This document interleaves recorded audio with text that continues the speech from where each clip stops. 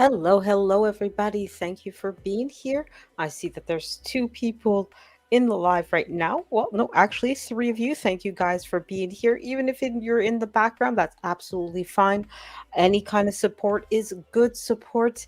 I definitely appreciate you guys taking time out of your busy day to listen to my live. I know it's a privilege.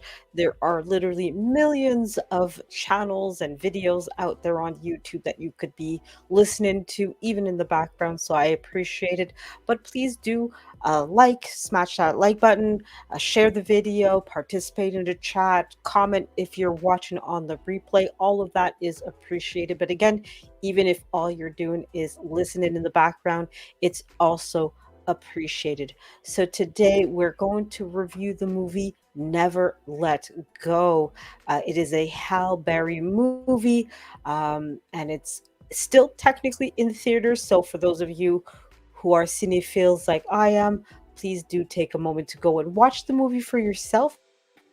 But of course, you're more than welcome to watch it when it's streaming on Netflix or Amazon or wherever it's going to be. I'm not sure what streaming service is going to be on, but definitely take a moment to check it out. Of course, if you're interested. Now, I will play my intro and then I'm going to come back with my honest opinion about the movie. So I hope you guys enjoy my thoughts on the movie. I'll try to keep my movie review under half an hour ideally, but you guys know me, I tend to blabber on quite often. So hopefully it won't happen, but I'll try my best. It'll take the time that it takes, right? So off to my intro, and then I'll be back with a summary of the video and, of course, my honest opinion about it.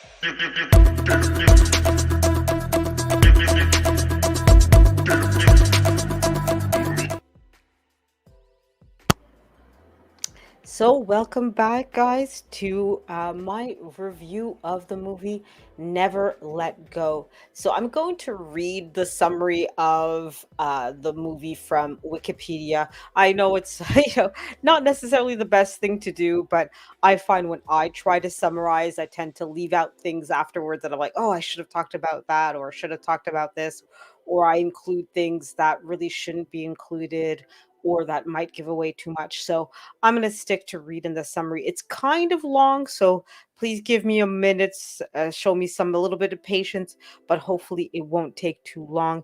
And please, again, guys, do participate in the poll if you haven't done so already. So I'm basically asking if you've seen my Doctor Doom content.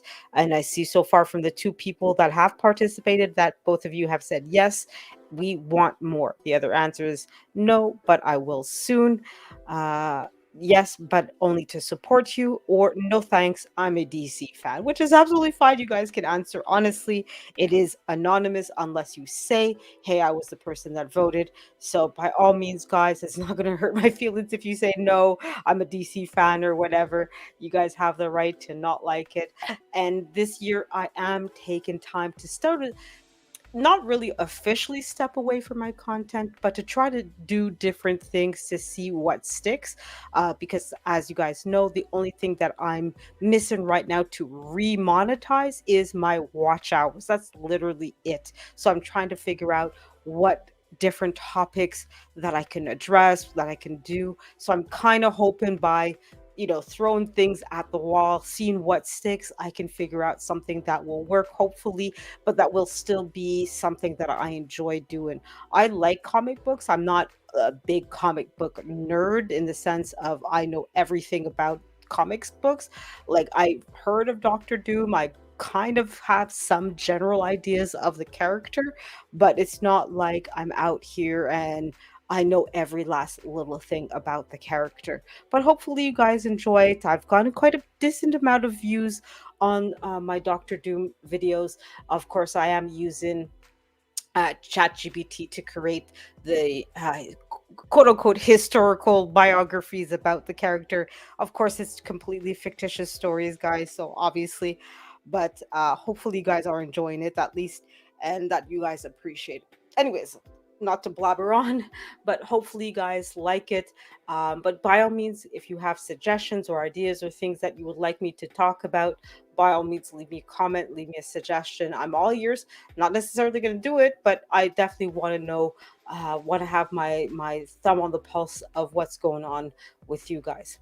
Anyways, so we're going to go ahead and read the summary of the movie, Never Let Go, which, like I said, is still technically in theaters at the moment.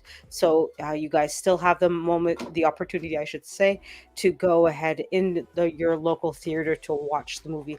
It might not be in movie theaters for very much long because, from what I've seen, it's not really doing that well. So this is what Wikipedia has to say about the summary of Never Let Go. A woman credited as Mama and her two young children, Nolan and Samuel, live in a cabin in a large remote forest. According to Mama, a supernatural force known as the evil has spread across the world, causing it to end and leaving them the only survivors. Mama has besieged by visions of supernatural entities that her sons cannot see but believe are real. The family spends their days foraging and hunting for food in order to prevent the evil from touching them, which Mama says ensures possession. The family must have ropes tied when they leave the house, connecting them back to the building. The boys must also chant a daily prayer to the house in thanks for it keeping them safe from the evil. While out foraging one day, Samuel and Nolan get into an argument until Nolan steps onto Samuel's rope, causing Samuel to fall, get disconnected from the rope, and break his ankle. Nolan unties himself to try and rescue Samuel before the boys are rescued by Mama, who encounters the evil in the shape of her mother, although her children do not see it. As Samuel recovers from his fall, Nolan, who has started to disbelieve his mother's claims, questions him on what he saw, but Samuel dismisses his suspicions. Nolan's doubts continue to grow. A brutal winter forces the family to use up a large amount of their stockpiled food, resulting in them being unable to grow or hunt for any new food. Meanwhile, Mama's visions intensify, including seeing the boy's father and her husband, whom she killed, along with her own mother and father, as well as mutilated Nolan. Sensing discontent from her sons, Mama tells them about her old life in the city and shows them an old Polaroid camera with one photo left. Now fully out of food and forced to eat tree bark, Mama states that they need to kill and eat the family dog. Nolan is horrified, and when Mama takes the dog into the greenhouse to kill him, he cuts Mama's rope and locks her inside, hoping she'll see the evil is not real. Instead, Mama encounters the evil in the form of her mother, who committed suicide in front of Nolan. Samuel blames Nolan for causing Mama's death. As they continue to starve alone, Samuel's behavior becomes more erratic and threatening. Using the extra free rope from his mother, Nolan travels further out the woods and finds an empty road. Returning to the house, he encounters a hiker who has heard his calls for help. As the hiker grows increasingly concerned over Nolan's story and living conditions, Samuel confronts him with a crossbow. Although Nolan and the hiker try to de escalate the situation, Samuel shoots the hiker. Nolan follows the hiker as he calls 911 and dies before retrieving his backpack filled with food. That night, a young girl arrives at the property claiming to be the hiker's daughter and confronts Samuel. Noticing that Samuel has her father's flashlight, she flees as he chases after her. The girl reveals herself to be the evil and manages to touch Samuel. Back at the house, Samuel seemingly possessed and exhibiting the erratic behavior, tries to kill Nolan. Samuel sets the house on fire as Nolan is confronted by the evil in the form of his mama. Nolan drags Mama into a small crawl space in the house that gives shelter to the pair of them from the fire. The evil sheds Mama's skin to reveal a snake like creature that dissipates as Nolan hugs it. The fire burns the house down, and Samuel takes the last photo with the Polaroid. Paramedics arrive and retrieve Nolan from the remains of the house. As he is flown away, Nolan asks where Samuel is and sees that he too has been rescued. The helicopter reaches civilization, revealing that Mama was lying all along. However, Samuel quietly whispers to Nolan, "She loves me more," as the Polaroid he took shone, revealing the evil was indeed real and touched him. So that was a summary provided by Wikipedia itself about the movie Never Let Go. So I hope that summary was good. It was a pretty decent summary by Wikipedia. It did a lot better at summarizing the movie that I could. Um, Basically, yes, although the movie by the end of it does show that the creature was real, when I first saw the movie, my initial thought of the movie was that it was much more of a psychological horror, that it was much more talking about the perils of generational psychosis, generational trauma, generational mental illness.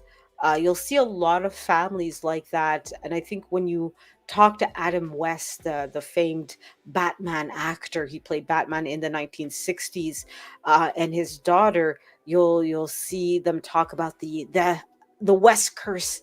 I think both the father and the daughter both had depression diagnosed and everything. And you often see that with mental illness, that um, it oftentimes runs in the family. So for me, I kind of see this movie sort of tied into Smile, and I do plan on seeing Smile 2 when it comes out with a friend of mine. Um, that although a large part of the movie was about, is the monster real? Is it fiction? Is it really happening? Um, you really get a sense that the movie can easily be tied into speaking about mental illness and how it's passed on from one person to another, especially within a family. And it kind of makes sense with some to some degree, right? There's certainly a genetic component to mental illness, just like any other illness, right? We often see that with cancer, for example, right? Where oftentimes when a mother has breast cancer, her sister might have it, her aunt might have it, her grandmother, etc., right? So you see several generations with with cancer of all kinds, right? So you do see that happening with all kinds of illnesses. So it's not surprising that a mental illness where, oh wow, we see this evil monster attacking, and I had to unalive my family members in order to protect us from this evil, that this kind of thing would be potentially passed down from one generation to another. And in the movie, they don't mention it in the review. um, the grandmother also, so Mama's mother, also had this ability to see this monster, right? And you do get glimpses of it during the movie, right? So it was really interesting for that as well, where for a long time you do wonder, is this creature real or not? And I think that that's what I liked about this movie and about Smile as well. Excuse me, you guys, I just had to cough. But yeah, with both Smile and this movie, you do have that element of, is this real? Is this fiction? Is this going on in the person's head? Is these manifestations of evil symptoms of mental illness? Or is it, okay, we're actually seeing an evil force? And rather than the evil force affecting us on a physical level, because that's with movies like Jason and Friday Night, Friday the 13th, Nightmare on Elm Street. With these movies, you have very evil creatures that, yes, might use psychological elements to go after their prey, after their victims. They're very much real, right? They're very much, their first and most important weapon is to go after you physically. Now, obviously, Nightmare on Elm Street is kind of a mixture of both, right? Where Freddy goes after you both psychologically and mental and physically as well, right? Basically putting you in a position where you're sleep deprived because, well, if you fall asleep and you encounter Freddy, well, you get unalived in your nightmares while you're unalived in real life as well, right? And you also have a movie like It Follows that also has that element of, are you dealing with something that's real, or is it this person is going crazy and it's a mental illness, right? So I think these three movies did that very well, where you do have that question of, what's the borderline of reality? How do we deal with mental illness? And you could easily argue with this movie where for a long time that, no, this is all, all fake, this is all made up, and it's simply a woman that isolated herself after unaliving her family because she had a psychotic break, and oopsie daisy, now she, concocted a whole story to her children saying, oh, there's this evil thing that forces me to, have us isolated, right? And now, of course, at the end of the movie, when you see the Polaroid and you see that the boy actually has this, monster hand on his shoulder, you're like, oh, wait a minute, it was actually real. Wait a minute. Like, and that's, I think, a good reveal. And I'm kind of, I've seen the trailer for Smile 2. I think I'm gonna probably be disappointed by Smile 2, and that's kind of what, if they do decide to go with a sequel for this movie, which I don't think they will, because I don't think the box office really justifies them making a sequel to this movie. Um, I'm hoping that they don't redcon is an expression where they solely like revamp the whole storyline, right? I'm hoping that they don't redcon and make it into something completely different, right? But I do get the impression that they will maybe make a sequel, or they at least wanted to make a sequel where you now see the boys in the quote unquote the big city. And okay, now what do we do, right? Now that we have this boy that's connected to a real monster and now has access to a population greater than himself and his immediate family, what's going to happen, right?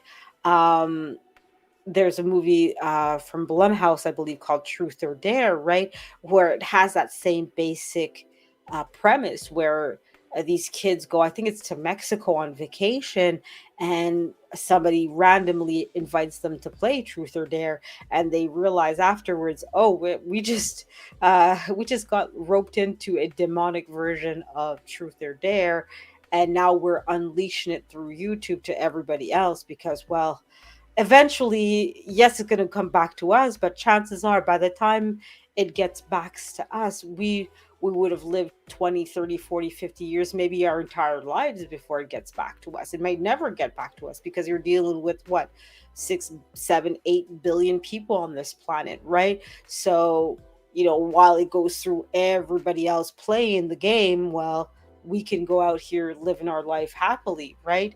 um I don't know if they're going to do a sequel of Truth or Dare. ironically, that's one of the movies where I would actually like. I was I'm probably one of the few that liked the original movie and would like to see a sequel to Truth or Dare. I'm probably one of the few, but I definitely do. Um, with this movie, Never Let Go, I'm not 100% sure. Like I said, I have a funny feeling they probably won't make a sequel to it because it really, I think it just made a little bit over the budget so far. Yeah, the budget is 20 million and the box office is at 21.6. And of course, I don't know if they're counting in the 21.6, if they're counting the marketing or not in those calculations. So honestly, that's where I'm hesitant to say that they're going to make a sequel. They definitely set it up to be a sequel, and I think they were hoping that the movie would do much better. Because I mean, Halle Berry is a pretty big named actress. Although I do have to admit, it's been a long time since I've seen Halle Berry in a movie. In fact, I think the last two movies that I remember seeing her in, no, three movies, Catwoman, Gothica, and the X-Men movies. Those are the last movies that I remember seeing her in. I can't remember seeing her in any other movie. And it's not to say that I don't want to see her. I think she's a great actress, and I think I would like to see her in more movies. And I think this is the first horror movie that I remember seeing her in. Like Gothica, I don't really count Gothica as a horror movie, at least not in the traditional sense of the word. It could be qualified as a horror movie, but I don't know. It's not a strict, like 100% sure horror movie. In fact, you know what? While I have my Wikipedia open, I'm going to go ahead and look at her filmography and see what else she's been in. But yeah, so I mean, I overall, I thought this movie was okay. It definitely was much more of a slow burn kind of horror where they really were giving you only glimpses of the horror of what was going on. You never really got, okay, this is the big bad. This is the monster. It's named this. This is the origin. We're going to spill the beans on everything. You really don't know what it is. And even at the end of the movie, the fact that they had the Polaroid showing the hand of the monster was already the biggest reveal of the movie, right? You don't know the name of, like, all you know it of is it's the evil and you have to protect yourself from it, and that's it, right? um and I think I overall I like that kind of play in a movie where you're not everything is handed to you, right? You're not spoon fed every last little detail about the big bad, the creature, the storyline, right? There's certain things that you have to figure out. um, but I think they could have done a little bit to help us out with a little bit more, right? Where although I do like that they don't tell you everything, it was too vague at moments where it was too, like, you didn't feel like, because for me a horror movie, you really should feel like part of what makes a horror movie is that you feel dread. You feel like, oh my God, something can actually happen to me. So although you had this quote unquote monster, there's maybe one or two moments where, oh my God, what's gonna happen? It did have, like, you did have those genuine, like, you have an innocent victim that could fall prey to this horrible creature. Um, Overall, you didn't really get that with this movie, which was what the biggest disappointment for me with this movie is that you didn't feel like there was a threat to the children, to the mother. They tried to do that at the end of the movie with the fire to the house, and of course, to the kid saying, "Hey, mom loves me more," and now they're being flown to the city, and now what's going to happen, right? So they had those moments, but overall, you didn't feel like there was this innocent life that needed to be protected from the big bad. Because even though, yes, the mother had to unalive herself, you do find out fairly early on, hey, she unalived her husband and her parents here. You know what I mean? You don't feel like, oh my God, this is an innocent woman that is being unalived by something because her son didn't believe her, right? You kind of, to some degree, could argue, hey, she deserved to be unalived, and how are her kids supposed to believe her? She's saying that I see this creature that you can't see that does harm and put me in a position that I had to unalive your father and grandparents. What 5-year-old, 6-year-old, 10-year-old is just going to automatically believe? At some point, of course, the kids are going to question. Of course, the kids are going to be wondering what's going on, right? And then, of course, added to that is the dynamics between the twins, because they are twins in the movies, at least. I think it's fraternal twins. Um, you have one kid that has absolute faith in his mother and takes her at her word and will do anything to protect her and believe her. And then the other son is clearly like, no, you have to question, you have to wonder, you have to, how do we know? Like, she's telling us, but she also unalived her own husband and her parents. Why should we take her at her word? There's no witnesses, there's nobody to say, yes, I saw the evil thing as well, too, right? So it's, a conflict of two different worlds, right? Of, do we accept what we see? Do we accept what the person is saying, or do we question? Do we do other stuff, right? So I'm seeing the filmography of Halle Berry. And I did forget she was in John Wick 3, Parabellum, and also The Golden Circle. I forgot that she was in that as well. But yeah, she's been in a few movies, like one movie a year essentially. And I don't think she was, I think if I remember correctly, she was in Bullet Train, but like a really small uh part, and I don't see her in that credited for it, but maybe the role was too small to give her credit for it. But yeah, it seems like she hasn't, as I suspected, she really. And honestly, I thought she did a lot more movies than she's seems to be credited for. But I guess her big year is 1996, where she's in like 4 or 5 movies. But basically, since then, she's maybe in 1 or 2 movies every year since then, essentially. She doesn't really seem to be doing a whole lot. But I mean, I guess when you make enough money, like, you don't really need to like be out here working hard and doing 1,000 movies a year, I guess. Unlike, the opposite of Steven Seagal, who seems to be on a straight to DVD movie every 2 months essentially. But anyways, it's a different topic. But yeah, overall, I think the movie was overhyped for what it was. I think they tried to play too much into the horror, into the, oh my God, we're gonna have this big gory fest of blood and guts all over the place, and oh my God, what's gonna happen? When in reality, nothing really happened. Yes, Hal Berry's character Mama's death was gruesome. It was definitely not a pretty death, but that was the goriest scene. And I'm not going to describe it, because obviously on YouTube you do have to be mindful of what you say and show.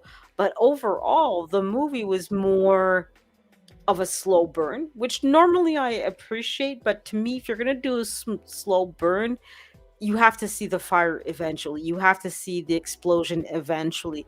And you don't get that with this movie, which I think is the biggest failure of this movie, is that if you're going to slowly burn something, you still need an explosion, right? Whether that burn is quick, whether that burn is slow, you need an explosion at the end of it. You need a, oh my God, what's happening now? Oh my God, oh my God. You don't get that with this movie. It's a slow burn all the way around with no real payoff to it, unfortunately. So I think honestly, if you can see it in theaters, go for it, but don't go out of your way either. I watched it as part of the VIP experience. I do like the VIP experience. The chairs are so much more comfortable, as I mentioned it several times before. Um, I feel spoiled now. I literally will not see a movie if I see that it's not in the VIP section, flat out, which is why I'm like, I'm hesitating whether I want to see. It's like two reasons why I'm hesitant to go see Smile 2.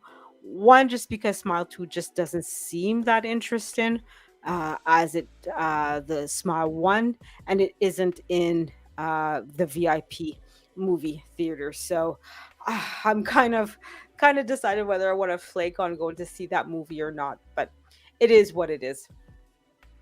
So, but anyways, let me go see. Actually, you know what? I'm gonna go try to find uh a video of this movie here on the second. I have to. I'm gonna try to load up a preview for the movie Never Let Go, so you guys can see that as well. Just give me a second. Obviously, guys, if you're watching on the replay and you're not seeing the trailer, excuse me, the trailer for this video, I might have cut it out because, as you guys know, sometimes you get messages from YouTube of, hey, this music is, is copyright claimed, or whatever, and please change it or whatever.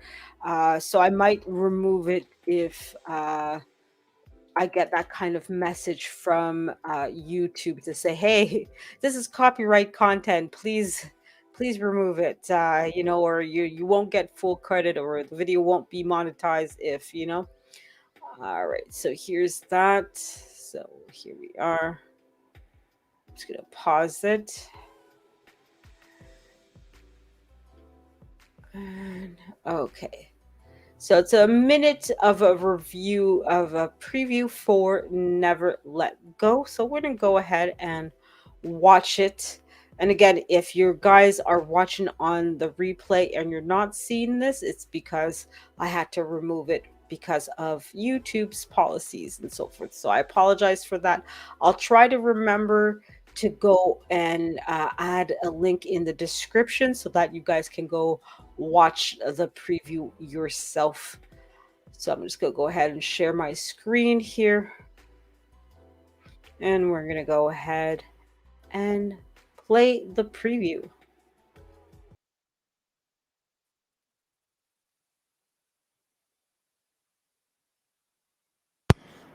And that was a preview of the movie Never Let Go. Hello, hello, Lashes Journey. Thank you for being here. Thank you.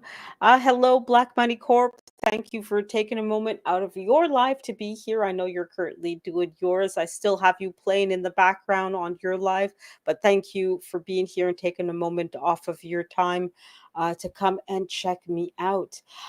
So, yeah, we're reviewing the movie Never Let Go. And happy Sabbath to you, Lashes Journey. I know you're a very religious person, thankfully, and out there working hard for you and your family. So thank you, Lashes, for taking time to be in the background and watching my live.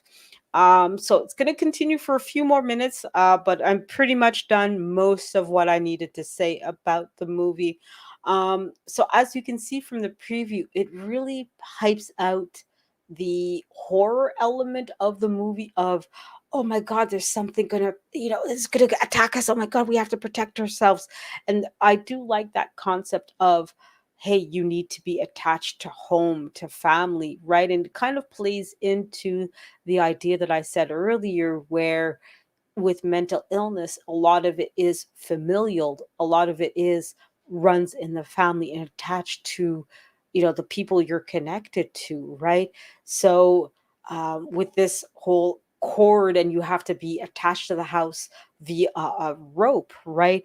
Also blends into that idea as well of everything goes back to the family, right? Everything needs to be anchored to a particular space, a particular idea. And you have also the idea of ritual, right? Because whenever they come home, or whenever mama wonders, have the kids become possessed, you have to pray. And even the idea of possession is very religious. It's a very religiosity element to it, right?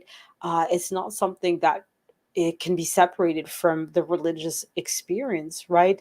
Both in Christianity and Islam, there is very much that idea of a demonic possession. Evil can take over your body, right? So, in this family, now it's not said that this family is Christian or Muslim, or practices another faith, because obviously there are other faiths that have the idea of demonic possessions as well. I think Buddhism has it as well. Um, but you get the sense that the family has these rituals, has these things that they do to protect themselves and to make sure that there's a certain amount of sanctity in the home, right? And if you can't feel safe in your own home, where can you feel safe? Where can you go for respite, right?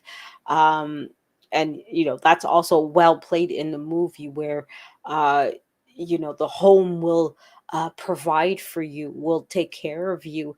And it kind of brings this other element as well of you almost feel like the home is its own person as well, this own almost godlike or angelic element to the movie, where it has its own conscience and will protect you and help you if you're willing to pray, if you're willing to help, if you're willing to, you know what I mean? So I like that part of the movie as well, that you get these elements of there's things to our lives that are above us, and that um, you have to participate. You have to actively seek this out. You can't just be, well, if it happens, it happens, right?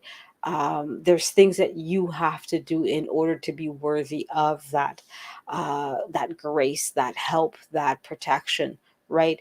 You see at one point as well that the boys go into this hole in the ground in the foundation of the house, and they spend a certain amount of time there, addressing the darkness within, etc., which also plays into that whole idea of, like I said, is the monster this creature, this actual creature, or is it a sign of mental illness? Now, based on the end of the movie, I get the impression that it's really a mixture of both, where it's both. And that's why I was saying that it played into that whole Smile 2, where the monster in Smile 2 is a very real monster. It's a very real demon, but instead of attacking you on a physical level, it attacks you mentally.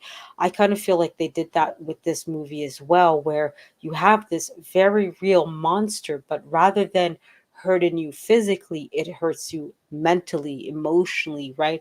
It disconnects you from your family, it disconnects you from your home, it isolates you, right? And you get the sense with the Hal Berry character, that's kind of what she did intentionally, right? Because you couldn't trust the faces that you were seeing. You couldn't trust your own eyes, your own self, right?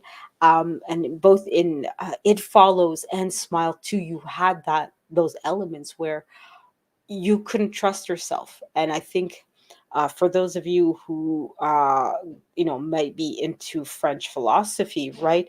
You have Descartes. He's the guy who came up with those Cartesian maps, those lined paper when you do math, and you have to do a graph. He's the guy who came up with that, but he's also the one who came up with I think, therefore I am, where he goes into the whole philosophy, where he questions what's reality, right? What makes something real? How do I know I'm real? How do I know anything is real, right? So, one of the first things he questions is, well, how do I know I can trust my eyes? How can I trust my senses, right? We dream, we have nightmares, right? While we're dreaming, while we have nightmares, we think that we're seeing something real, but then, whew, I wake up and oh, wait, that was just a nightmare. That was just a dream.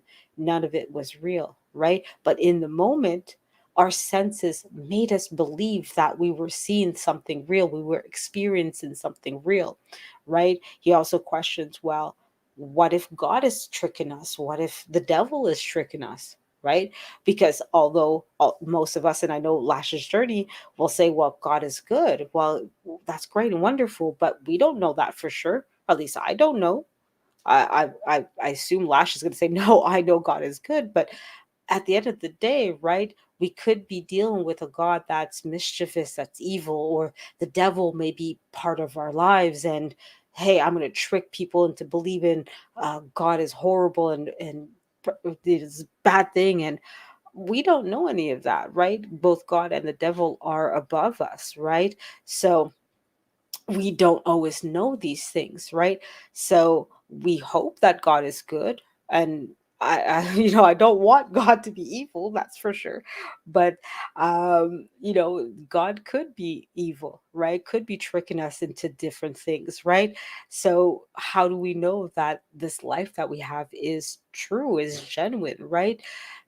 So I'm not going to go through the whole question of Descartes and how he came to the conclusion, but ultimately he came to the conclusion that look, whether God exists or not, whether God is good or not, whether the devil doesn't exist, the only conclusion that I can have, that only thing I know for sure that makes me know that something is real is myself.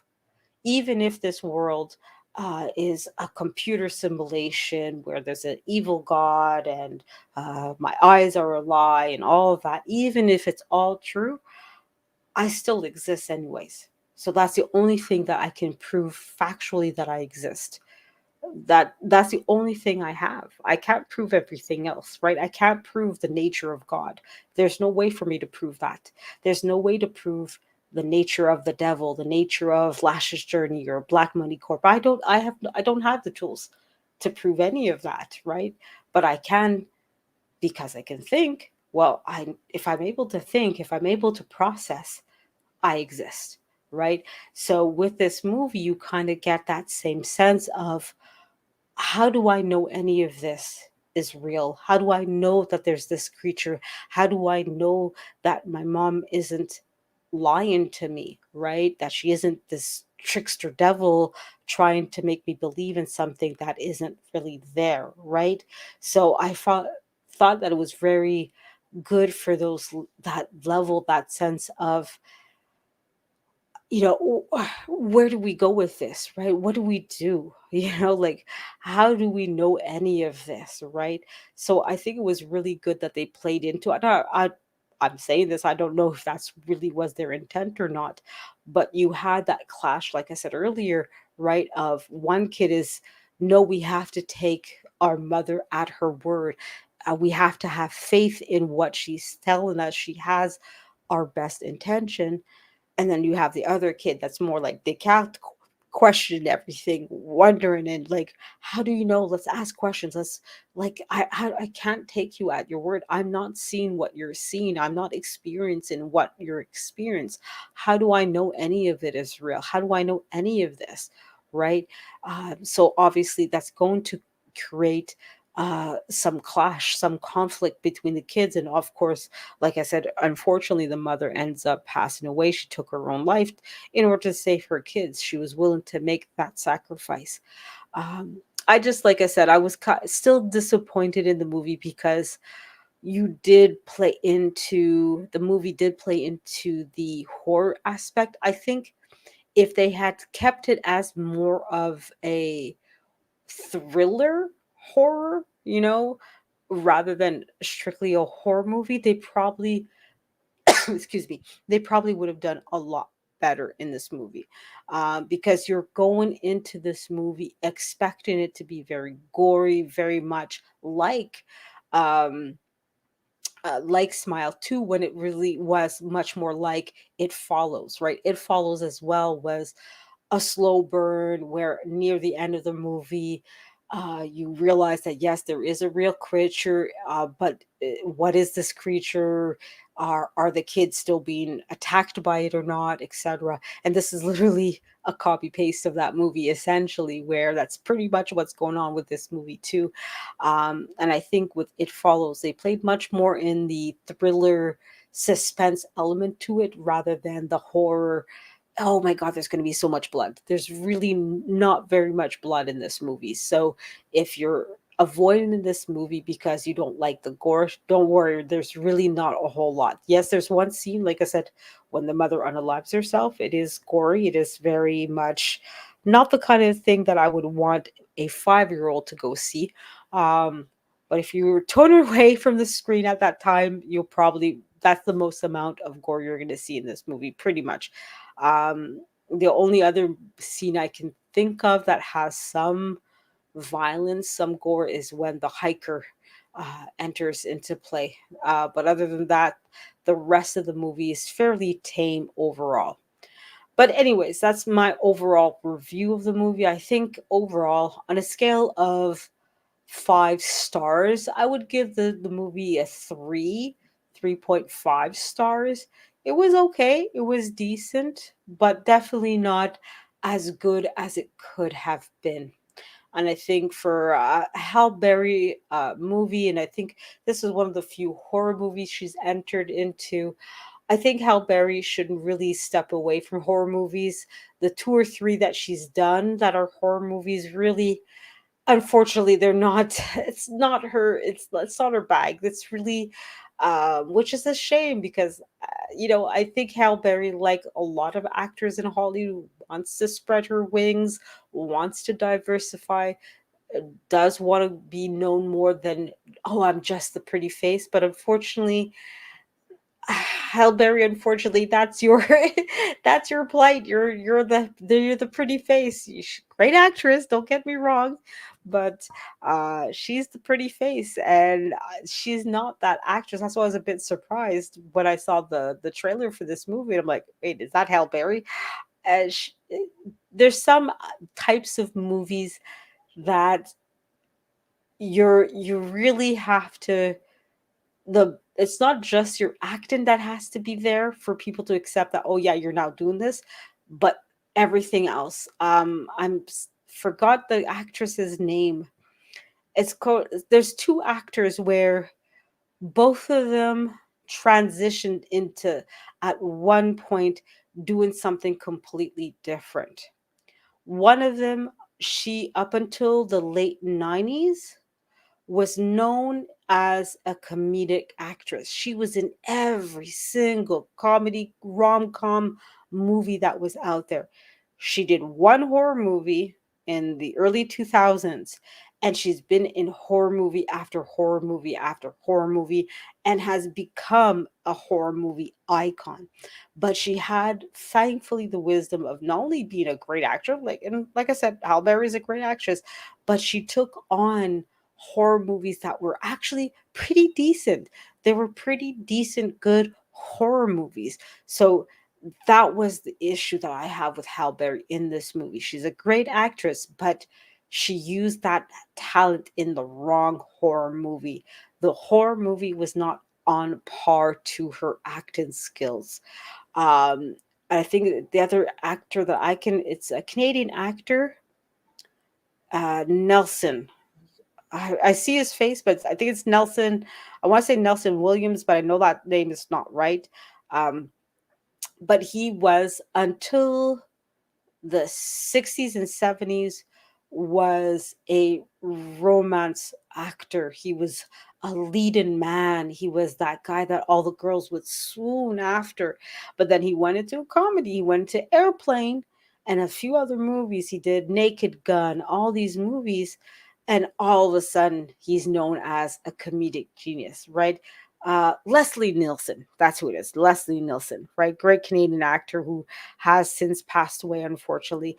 But this guy was a leading actor. He was in rom-coms, in romance movies. He wasn't a comedic actor. He was a very serious actor. He played in dramas and so forth. But like I said, in the 70s, he switched it up, and all of a sudden he became a hilarious comedic actor. He was really funny in Naked Gun. Um, but to go switch from that one kind of movie, especially comedy and horror, they're two very different experiences, right? You really have to, when you want to make that switch, you have to do it with the right movies, right? You can't just pick, just take the first one that comes. You really have to be careful as to which horror movie or comedic movie you're picking, because it can end or make your career. And unfortunately for Halle Berry, this movie could break her career if she's not, if she's not making her next steps carefully, right? I'm only hoping for her that she does reprise her role as Storm in the X-Men movies when they come up, right? Because now, as you guys know, because I know all of you guys are supporting me with my Doctor Doom content, right? The X-Men are now, I think, going to be part of the MCU world, if I remember correctly, since it's been bought out. Fox has been bought out by Disney. I'm hoping she reprises her role as Storm in the X-Men, and that she goes back into that, because honestly, as an action hero, she could do very well. She could do very well, especially Storm is played off as being this uh goddess, African goddess, and very powerful and very beautiful. She could get away with that, she can definitely get away with that. But to be in a straight horror movie, she needs to do way better than Never Let Go. Her standard needs to be way higher than that. It's not playing up to the level that she's at, unfortunately. But anyways, that's my basic review. I don't want to take up too much time. And of course, I did talk way longer than I said that I would. It's been nearly an hour that I've been talking, so I won't go any further. Overall, like I said, I think this movie was okay, was meh. If you guys have a Friday night or a Saturday night and you have I think it's 101 minutes, so nearly 2 hours, but basically over an hour and a half, essentially. If you guys have an hour and a half that you're willing to waste your time on, it's an okay movie. If you want to do you know a Halloween marathon of movies where you watch 2 3 horror movies with your friends and family, it's worth watching that one time. Go ahead. But I obviously, I don't think it's really worth. I spent a pretty decent buck watching the movie in a VIP in theaters. I don't think it was worth it, but it was an okay movie. If you're gonna rent it, or you're gonna watch it on Netflix or Amazon, or I don't know if it's gonna be on one of those, excuse me, or maybe Paramount. I don't know which one it's gonna be on. If you have a Netflix account and it's on it, or whatever it's gonna be, go ahead and take the moment to watch it. But like I said, overall, it was a meh movie. If you got an hour and a half, go ahead and watch it. But if you have other things to watch, go watch the other things. Like I said, it was a decent movie, and I hope that you guys enjoyed my movie review. I hope you guys liked listening to what I had to say. But anyways, we're gonna let you guys go. Thank you again, guys, for being here. Thank you, Black Money Corp, for spending some time with me. Thank you, Lashes Journey, as well, for being here. And we're gonna actually end the poll here. Give me a second. And if you guys haven't participated in the poll, you guys can go ahead. So there's 5 votes in total.